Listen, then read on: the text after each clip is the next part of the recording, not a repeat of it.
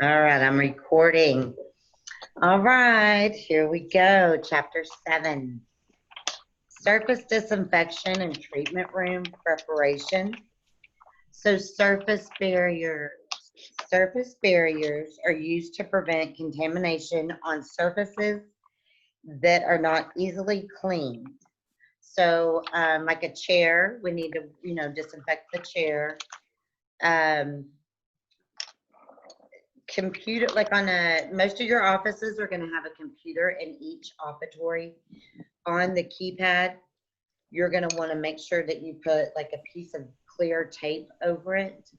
So surface barriers can be tape, they can be plastic bags, aluminum foil. There's different types of barriers, but they go over stuff that's not easily cleaned. Um, So whenever we get into clinic, I'll show you how to place your barriers. Every office is a little different. And I don't know if the protocol now is that everything has to have a barrier on it. Before COVID, some offices would put barriers on all the sections, some wouldn't. And now I don't know if it's protocol or not.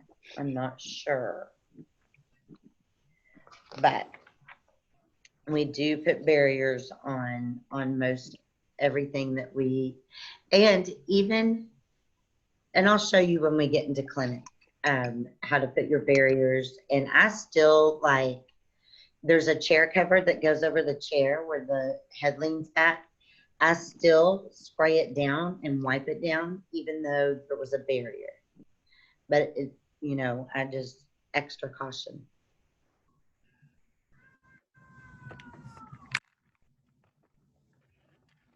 Somebody's kitty cat. All right. Oh, and you can see at the bottom of page 89, do you see how there's plastic bags over each one of those? On figure 7/3. So those are hand pieces and an air water syringe and a suction. And so barriers go on all of those. So pre-cleaning and disinfecting, basically you're wiping out everything down twice. So I will take and I'll spray everything down. Like I'll take all my dirty barriers off. I'll spray everything down. I'll go and take my dirty tray to sterilization, and then I'll go back to my room and I'll wipe everything down, and then I'll wipe it down again. So you're pre-cleaning and disinfecting. Disinfection is intended to kill disease-producing microorganisms that remain on the surface after pre-cleaning. Spores are not killed during disinfection procedures.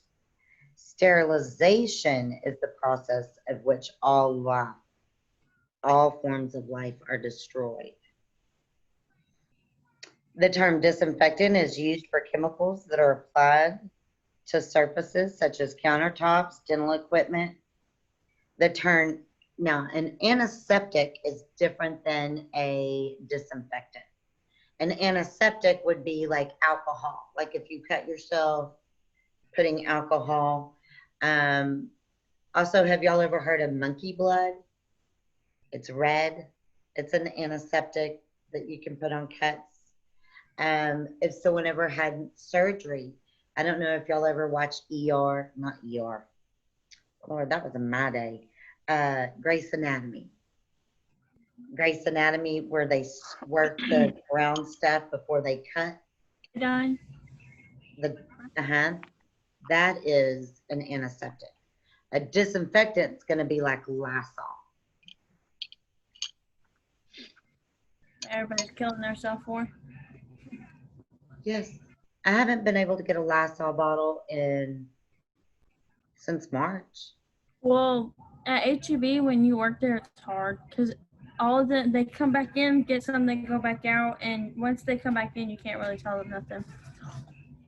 So they buy like mostly all of it just to resell it. Who does?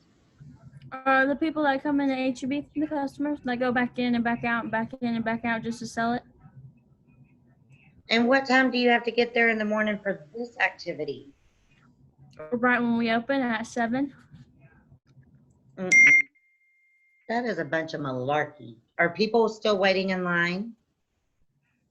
There's not a long line, but Not like it used to be. yeah. Yeah. Oh, well, that's rude. Because there's, Yeah. I mean, it's just really rude. All right. But is it stocked every day? That's a good question. No. It's not. It's only when it comes in, and you don't know when it's going to come in. Wow. Wow. Well, if they're selling it on a website, I'm not seeing it. All right. Levels of disinfectant. So like a Lysol can, that is EPA registered, invented by the Environmental Protection Agency. It's EPA registered. There's different levels of disinfectant. So if you turn to page 90, you have a high level. High level would be like bleach. But we really don't use bleach in the dental office for disinfecting only because it smells so strongly and it can ruin our clothes. And hey, we pay good money for scrubs, as y'all know. So, an immediate level disinfectant, that's going to be a hospital disinfectant that kills TB. What's TB? Tuberculosis. Yep. And is TB airborne or bloodborne? Bloodborne. Airborne. Airborne. Right there. Marixa, are you able to hear me? I can see you typing now if you want to type.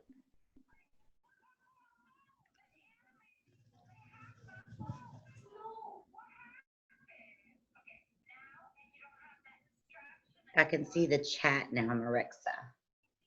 Sorry, I wasn't seeing it before, but I have it up now. So I can hear you, but the signal comes and goes. Okay. Well, I'm glad you're on. Thank you for being on. I'm sorry you're having internet problems. I'm sure I know it can be frustrating. Trust me. So, all right. Low level disinfectant, that would be soap and water. But your intermediate level, so all the disinfectants that offices will use will be known as the intermediate level disinfectant. The sprays, and there's different sprays. There's ones that have like endorphins in them, and the endorphins, they tend to stain the countertops and the chairs. And then the synthetic compound, the synthetic phenol compound, that one doesn't stain countertops or chairs. So it just depends on what your office wants to use and what company they order their disinfectant through. There's a lot of different dental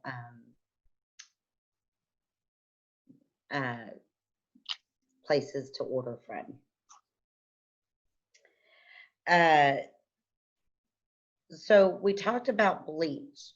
We actually do use bleach, but we use it during root canals, believe it or not. So during a root canal procedure, we would get a cup and we would fill it up with half bleach, half water, and put it in a syringe, and he puts that down and cleans out the canals. And so the fancy word for bleach is sodium hypochlorite. So if you're in the middle of a root canal procedure and the dentist says, "Hand me the sodium hypochlorite," don't say, "You mean the bleach?" No, don't do that. Been there, done that. Patient was like, "What? You're gonna put bleach in my mouth?" So, yeah. All right, alcohol. We know that's an antiseptic. Also, too, mouth mirrors, when mouth mirrors start to fog up from the person's hot breath, you can rub a little alcohol on the mirror and it stops the fogging. Little trick of the trade.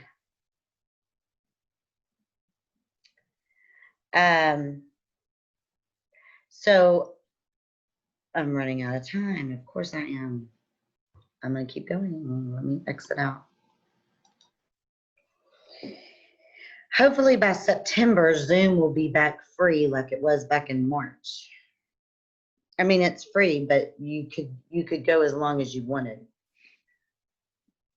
So, all right, depending on the type. Okay, so you have sterilizers in your office known as an autoclave. And so anything that's metal would go into the autoclave. It's like an oven and it gets really hot and it heats up. Well, things that are plastic, if you stuck it into the autoclave that's like an oven, what's going to happen to the plastic? It's going to melt. So we have what's called cold sterile, and it's a liquid. And so anything plastic would go into the cold sterile. But you could use cold sterile as a disinfectant. We don't, only because it's pretty strong smelling. It's almost stronger smelling than bleach. But we could use cold sterile as a disinfectant. So turn the page. Your cold sterile, guys, is called, I have been doing this for 25 years and I still call it glutarhalonide. That's not how it's pronounced. Y'all can read it right there on page 92.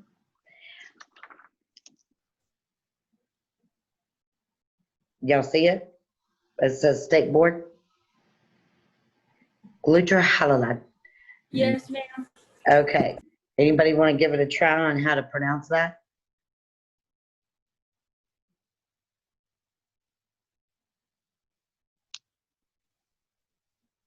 I wish I could pronounce it, but I had to have speech therapy when I was in like second grade or kindergarten, not second grade, kindergarten. Yeah, it's you can put I'm it trying in to sound it out. and you can put it in your phone and it says it for you. I've heard it a million times said the proper way. Glutarhalonide, that's how I say it. But anyway, that is your cold sterile. What is your name? Glutarhalonide. I don't know. Okay. Times for disinfection ranges anywhere between 10 and 90 minutes. We don't have time 10 minutes to wait for cold sterile to be a disinfectant. So that's why we use it as a sterilizer for the plastic instruments. Cold sterile is the liquid is changed out once a month, once every 28 days. So in your offices, you'll have a plastic container, and on the top it will say cold sterile. Say it's August 1st, you fill it up, and then at the end of August, so by September 1st, you dump the liquid, put new liquid. So the liquid gets changed once a month. The plastic contents that we throw in there every day, the plastic comes out, say it's an impression tray, a plastic impression tray. I throw that in there throughout the day.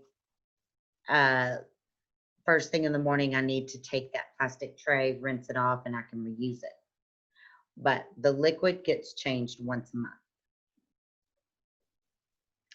When we get into clinic, we will go over all of the sterilization procedures. Okay.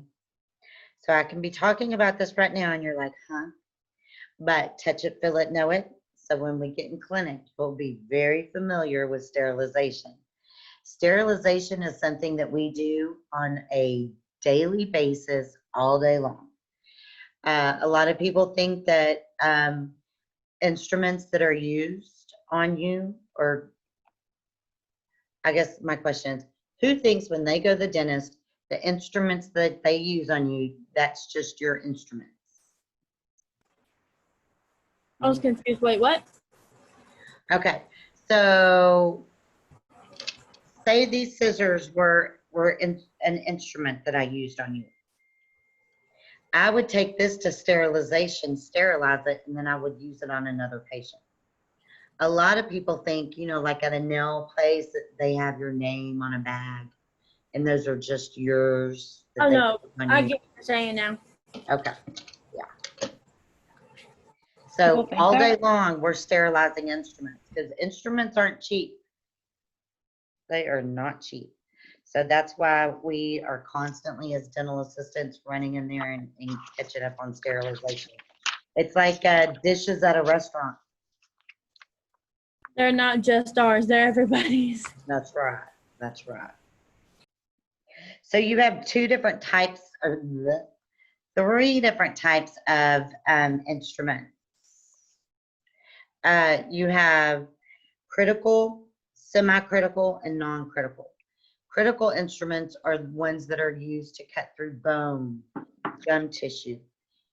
Instruments that do that, they have got to be heat sterilized. Semi-critical is, they also still have to be heat sterilized, but that's anything that goes in the mouth that touches saliva. And your non-critical instruments would be anything that doesn't go in the mouth. Non-critical, they never go in the mouth. Like a lead apron that you put on a patient when we get x-rays. We can wipe it down, but of course it won't go in your mouth. So that would be known as a non-critical instrument. It says remaining time, 3 minutes. All right. Boy, can I talk fast? Let me see. Let's see if I can do this, and then we'll move on to chapter 8 when we click back on. So to help with spreading of the droplet infection, which is the water splatter, that's why we use a large suction. They have a thing called a dental dam. Y'all will learn how to place a dental dam. I'm not going to get into a dental dam right now because we get into it in chapter 9 and 10. It's a rubber piece that fits over the mouth. Also, a pre-mouth procedure, the patient rinsing with Listerine before we start on them. That means that cuts down on bacteria in the mouth before we actually start working. I know a lot of offices now are doing that. Used to, it was something nice that the office would do for a patient. Now I think with COVID, everyone's doing it, a pre-procedure mouth rinse, and it's just rinsing with Listerine.